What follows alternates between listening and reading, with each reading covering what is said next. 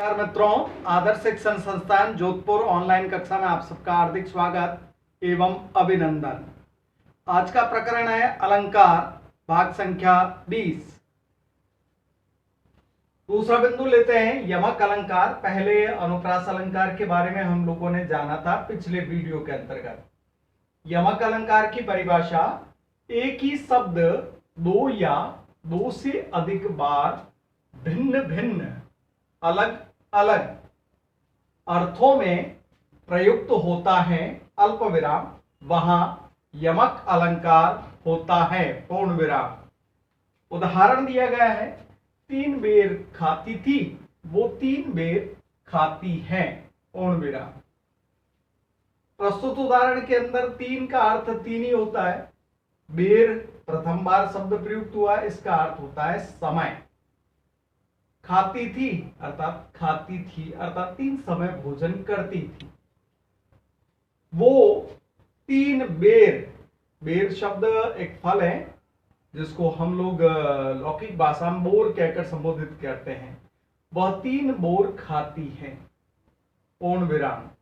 उदाहरण दिया गया है कि जब शिवाजी महाराज दक्षिण की तरफ अपने साम्राज्य विस्तार कर रहे थे, उसी समय जो मुगल किलेदारों की पत्नियां होती थी, वे पहले 3 समय भोजन करती थी, लेकिन शिवाजी के डर से उन मुगल किलेदारों को अपने किले छोड़कर जाना पड़ा और वे साथ अपने परिजनों को लेकर गए, तो उनकी पत्नियों को अब 3 बेर अर्थात 3 फल खाकर गुजारा करना पड़ता है, पूर्ण विराम।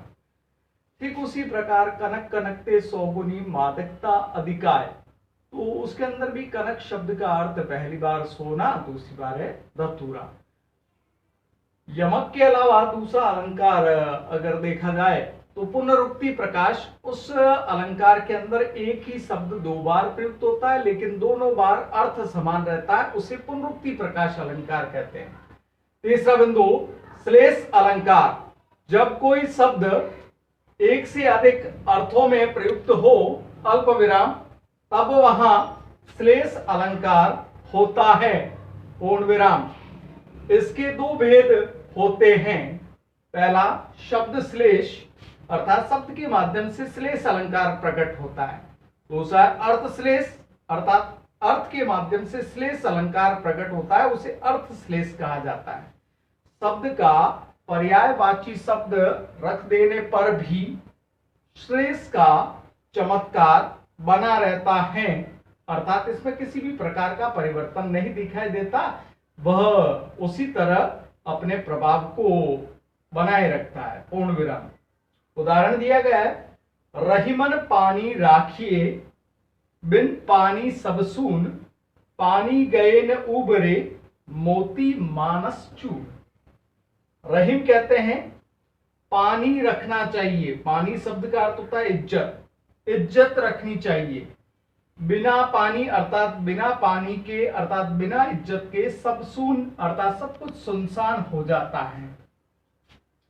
पानी निकल जाने पर, पानी गए न उबरे अर्थात पानी निकल जाने के पश्चात, मोती जिसमें से पानी निकल जाता है तो उसकी चमक रहित हो जाता है, अर्थात चमक रहित मोती किसी कार्य का नहीं होता। और मनुष्य के अंदर पानी होता है, वह होती है उसकी इज्जत। चून शब्द का अर्थ यहाँ गूथे गए आटे से संबंध है। जब उसमें से जल निकल जाता है अर्थात वह जल रहित हो जाता है, तो वह किसी कार्य का नहीं रहता।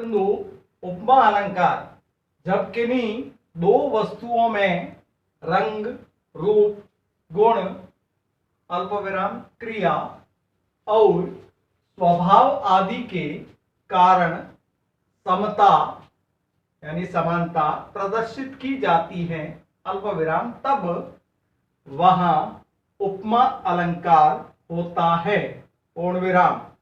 उपमा के 4 अंग होते हैं।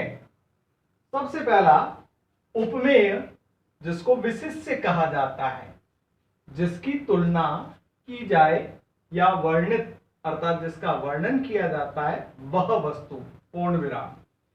दूसरा इसका अंग है उपमान, जिसको विशेषण कहा जाता है अर्थात जिसकी विशेषता बताई जाती है, जिससे तुलना की जाए, अर्थात जिससे उपमा की जाए, पूर्ण विराम। तीसरा अंग समता या समानता वाचक, जिन शब्दों में समता दर्शाई अर्थात दिखाई जाए, जैसे सा, सी, से, सरिस, सम, समान आदि शब्द, पूर्ण विराम। चौथा अंग है उपमा का साधारण गुण धर्म, अर्थात साधारण तौर पर जिस गुण की विशेषता का प्रकटीकरण होता है उसे साधारण गुण धर्म कहा जाता है। जिस समान गुण के कारण तुलना की जाए, जैसे सुंदरता, पूर्ण विराम। उपमा के भेद, उपमा के मुख्यतः 3 भेद होते हैं। सबसे पहला है पूर्णोपमा, अर्थात उपमा के चारों अंग जब विद्यमान होते हैं उसको पूर्ण उपमा कहा जाता है। जहां उपमा अलंकार के 4 अंग हो उसे पूर्णोपमा कहते हैं, पूर्ण विराम। दूसरा है लुप्तोपमा, लुप्त का अर्थ होता है गायब। जब चारों अंगों में से कोई एक अंग गायब या विलुप्त हो तो उसे लुप्तोपमा अलंकार कहते हैं, पूर्ण विराम। मालोपमा अलंकार, जब एक ही उपमेय की तुलना एक से अधिक उपमानों से की जाए या हो, वहां मालोपमा अलंकार होता है, पूर्ण विराम।